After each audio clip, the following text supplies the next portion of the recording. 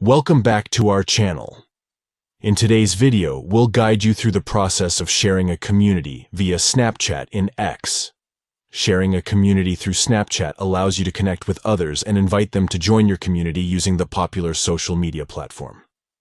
Let's dive into the step-by-step guide on how to share a community via Snapchat in X. Step 1. Open the X app on your device. Ensure that you're on the home screen to begin the process. Step 2. Locate the middle icon in the bottom drawer of the app. This icon represents the community section.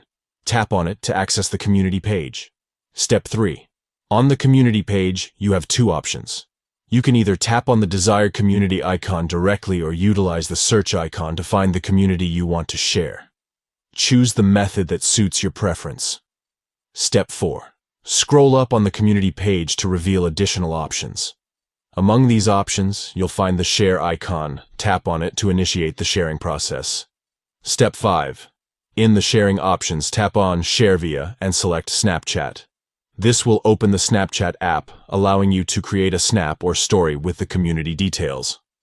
Customize your snap, add any additional information, and send it to your friends or post it on your story to share the community. Thank you for watching our full guide on how to share a community via Snapchat and X.